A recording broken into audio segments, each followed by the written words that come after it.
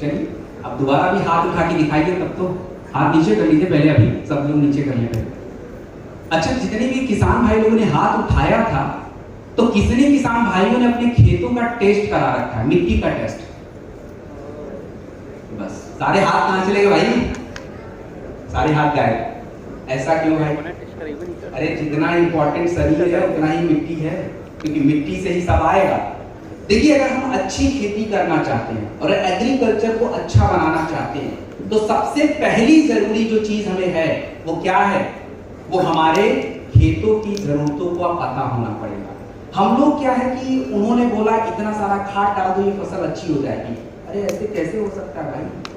किसी का मिट्टी जो नहर के किनारे है, किसी का मिट्टी बिल्कुल कोने पे है, किसी का जो खेत है उसमें बाढ़ का पानी आ जाता है, तो सबकी मिट्टी का नेचर बदल गया, पोषक तत्व चेंज हो गए, लेकिन हम ये बात जान ही नहीं रहे। तो सबसे पहला काम तो आपकी मिट्टी की जरूरत को समझना है, उससे आपका खर्चा भी बचेगा और मिट्टी की स्वास्थ्य का भी आपको पता होगा और पैदावार भी अच्छी होगी। तो अब हम लोग प्रोडक्ट की तरफ बढ़ेंगे। एग्रीकल्चर के प्रोडक्ट को हम सीक्वेंस वाइज समझेंगे। पहला कौन सा देना है, उसके बाद कौन सा, उसके बाद कौन सा, उसके बाद कौन सा, ये सीक्वेंस होगा। तो सबसे पहला प्रोडक्ट जो है आपका भूविटा है। भूविटा जो आपका प्रोडक्ट होता है ये विटामिन का प्रोडक्ट होता है। विटामिन, भूविटा का मतलब जमीन का विटामिन। भूविटा अगर किसी खेतों में डाला जाए तो फायदा क्या होगा? सबसे पहले हमारी मिट्टी का जो नेचर होता है वो बराबर रहेगा, मतलब पीएच। आपकी मिट्टी में ज्यादा एसिडिटी नहीं होगी, ज्यादा एसिडिटी नहीं होगी, मतलब वो नेचर मेंटेन होगा, पीएच मेंटेन होगा। हमारी मिट्टी में तरह तरह के पोषक तत्वों की जरूरतें होती हैं और ये पोषक तत्व जो आपका होता है जैसे कैल्शियम, मैग्नीज, आयरन, जिंक, वो भी बढ़ेगा। हमारी मिट्टी में क्या होगा कि हेल्दी बैक्टीरिया उसकी जरूरत होती है, जो आगे बताऊंगा, वो भी बढ़ेगा। और मिट्टी में ऑर्गेनिक मैटर। तो ये जो भूविटा होता है किसी भी फसल का सबसे पहला प्रोडक्ट है। किसी भी फसल में आप जो भी नया फसल लगाने के लिए अपने खेतों की जुताई वगैरह कर रहे हैं, उस समय भूविटा की ही आवश्यकता सबसे पहले होगी। प्रति एकड़ 4 किलोग्राम भूविटा आपको चाहिए। सर, भूविटा को खाद के साथ मिला के क्यों डालना? क्योंकि 20 साल से हम खेती ही खाद की कर रहे हैं, और अगर हम अचानक से बदल दें तो हाल कैसा हो जाएगा? हाल कैसा हो जाएगा भाई? श्रीलंका वाला हो जाएगा। क्योंकि श्रीलंका की सरकार ने ऑर्गेनिक खेती को इतना ज्यादा प्रमोट कर दिया, भाई उत्पाद ही नहीं हुआ, और उत्पाद हुआ नहीं, बस अकाल पड़ गया, हो गई प्रॉब्लम।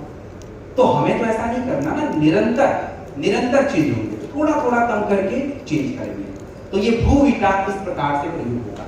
कुछ लोग भूविटा को क्या करते हैं कि फसल थोड़ी बड़ी हो जाती है तो स्प्रे करवाते हैं, डालते हैं, दैट इज ऑल्सो ओके, वो भी काम हो सकता है, कोई इशू नहीं। दूसरे नंबर पे हम बात करेंगे इको हरियाली के बारे में। इको हरियाली को एक शब्द में क्या बोला जाएगा? इको हरियाली को एक शब्द में सॉइल कंडीशनर बोला जाता है। सॉइल कंडीशनर, मिट्टी का कंडीशनर। हमारी मिट्टी में सबसे आवश्यक अगर कोई जरूरत है तो वो आपकी मिट्टी की नमी होती है, मॉइस्चर। क्योंकि अगर मिट्टी की नमी नहीं होगी तो ना तो पौधों का विकास होगा, ना बीजों का विकास होगा, ना जड़ों का विकास होगा, हो ही नहीं सकता। तो आपका इको हरियाली जो प्रोडक्ट होता है हमारी मिट्टी की नमी को बरकरार रखता है, सिंचाई की आवश्यकता कम पड़ेगी, और नमी जितना मेंटेन रहेगा जड़ों का विकास ज्यादा होगा, पौधों का विकास ज्यादा होगा, और उससे आपको ग्रोथ दिखेगी। इको हरियाली का प्रयोग हम कैसे करें? बहुत सारे तरीके हैं, बहुत सारे तरीके हैं। पहला तरीका, बीज वगैरह लगाने से पहले मिट्टी में डाल दीजिए उसको, मात्रा में अभी बता दूंगा। दूसरा तरीका सीड एप्लीकेशन, मतलब हम लोग बीजों को थोड़ा इको हरियाली मिक्स करें और बीजों को जमीन में गाड़ दिया, ये भी करें। चौथा तरीका, इको हरियाली को थोड़ा सा एग्रो-19 मिक्स किया, स्प्रे कर दिया, जब पौधा थोड़ा आधा बड़ा हो जाए, ये भी करें। या सिंचाई से पहले, सबसे बेस्ट तरीका है सिंचाई से पहले, क्योंकि वो पानी को एब्जॉर्ब करके रखेगा। तो सिंचाई से पहले अगर किया जाए एप्लीकेशन उसका, तब तो बहुत ही बेस्ट है। इको हरियाली की मात्रा कितनी? 500 ग्राम प्रति एकड़ जमीन, 500 ग्राम प्रति एकड़। 1 लीटर पानी में 2.5 ग्राम इको हरियाली का प्रयोग होता है। तो ये इको हरियाली है। सर कौन सी फसल में डालें इको हरियाली? अरे आपकी मर्जी है, जिस फसल में डालें, कोई इशू नहीं, सबको पानी चाहिए। तीसरा जो प्रोडक्ट हम बताने वाले, इसका नाम है PGPR। इतना फॉर्मूला क्या है? PGPR का मतलब क्या होता है? आर किधर है? आर किधर है भाई? तो भाई साहब ने सही बताया पर आधा बताया है। प्लांट ग्रोथ प्रमोटिंग राइजोबैक्टीरियम, एक राइजोबैक्टीरिया होता है, एजिटोबैक्टर्स होते हैं, वो खेतों में मिट्टी में पाए जाते हैं। अच्छा, मिट्टी में ये बैक्टीरिया बढ़ाना क्यों है? मुद्दा तो ये है कि सर ये बढ़ाना ही क्यों?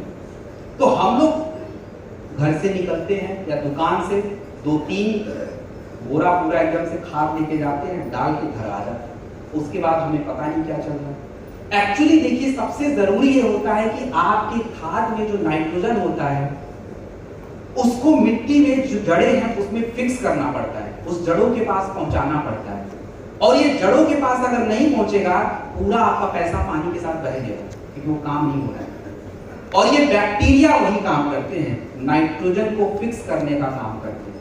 तो PGPR जो होता है उन फसलों में हमेशा डालना चाहिए जिसमें आप बहुत ज्यादा खाद का प्रयोग करते हो, जिसमें नाइट्रोजन का ज्यादा प्रयोग होता है, जैसे दाल की फसल में नाइट्रोजन का सबसे ज्यादा प्रयोग, तो वहां पे आपको चाहिए।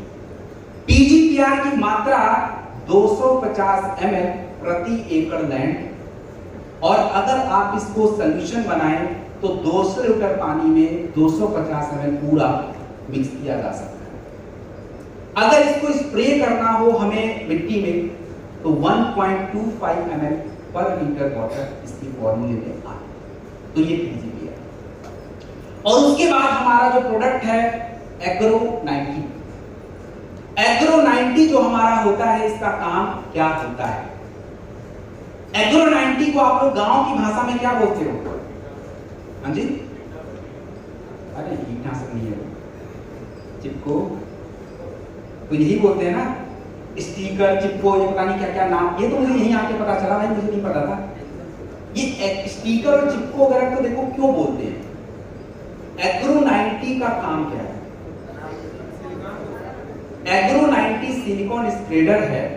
इसका एक्चुअली में काम क्या होता है? हम क्यों बोलते हैं कि आप एग्रो 90 में अपने खाद को मिला के डालिए, अपने कीटनाशक को मिला के डालिए, अपने वो हर्बिसाइड को मिला के डाल दीजिए, ये क्यों बोलते हैं?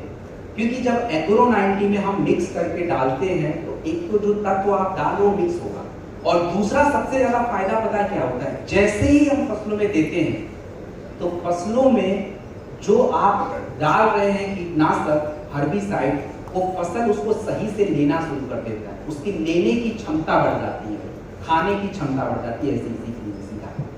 तो इसीलिए एग्रो 90 में मिला के बोला जाता है डालने के लिए, ताकि वो जो चीज आप डाल रहे हो, जो कीटनाशक डाल रहे हो, पौधों को पर्याप्त मिले, और जिस काम के लिए आप डाल रहे हो वो काम आपको दिखे।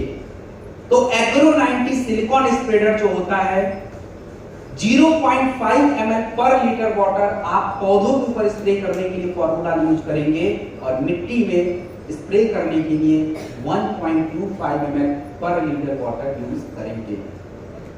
अगर कोई व्यक्ति आपसे पूछे भाई साहब अभी 2 ही हमें प्रोडक्ट दे दो तैयार, मतलब चेक करने के लिए, बूविटा दे दो, एग्रो 90 दे दो, सबसे पहले यही 2 दे दो, बाकी का 2 तो जिसकी जैसी जरूरत है वो दे सकता है, वैसे तो जरूरी है 4।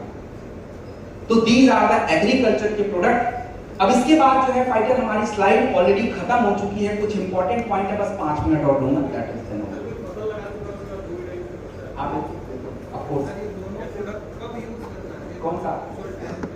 कौन सा एग्रो 90 तो सर आप किसी भी चीज को मिक्स करके डाल सकते हैं, जैसे कीटनाशक जब डालो तो मिक्स करके डालो, बूविटा अगर स्प्रे करना है तो मिक्स करके डाल सकते हैं, इको हरियाली मिक्स करना है तो डाल सकते हैं। PGPR सर वो सॉइल एप्लीकेशन, जब आप जैसे फर्टिलाइजर डालने वाले हो ना तो उसमें नाइट्रोजन होता है, उसके पहले आप सॉइल एप्लीकेशन में यूज करेंगे, ताकि जब आप खाद डालें, जिस फसलों में नाइट्रोजन को ज्यादा जरूरत होता है उसमें फिर वो काम अपना करेगा। ऐसे इको हरियाली है, सिंचाई से पहले उसको डालिए, नमी बना के रखिएगा। तो ये सारा जी इको हरियाली और अरे ऑफ कोर्स खाने की क्षमता को बढ़ाना, इसका मतलब सीधा है कि आप कुछ भी मिला सकते हो, एनीथिंग, वेदर कीटनाशक हो, हर्बिसाइड हो, इको हरियाली हो, भूटा हो, एनीथिंग मिक्सिंग कर सकते हैं, कोई चीज। अच्छा, जस्ट 5 मिनट और आपका समय चाहिए। थोड़ा समय मेरा शॉर्ट हो गया, मेरा टाइम जो है मुझे जो मिलना था वो मिल नहीं पाया, कुछ टाइम का मिसमैच हो गया था। ओके, 3 कैटेगरी के प्रोडक्ट वो मुझे ज्यादा नहीं बताने हैं, वो आप ऑनलाइन सुन लेना। वैसे तो एक तो आपका मेकअप मंत्रा का प्रोडक्ट था, स्किन केयर प्रोडक्ट था, वो आप सभी जानते भी हैं, डे क्रीम है, फेयरनेस क्रीम है, ये सब आप देख लेना। हेयर केयर के प्रोडक्ट हैं, ओरल केयर का प्रोडक्ट है डेंटोडॉक क्रीम, और डेंटोडॉक क्रीम को प्लीज आप लोग कोलगेट मत बोलिएगा, दिल टूट जाता है पूरी तरह से, कोलगेट की औकात नहीं है डेंटोडॉक की मैच करने की।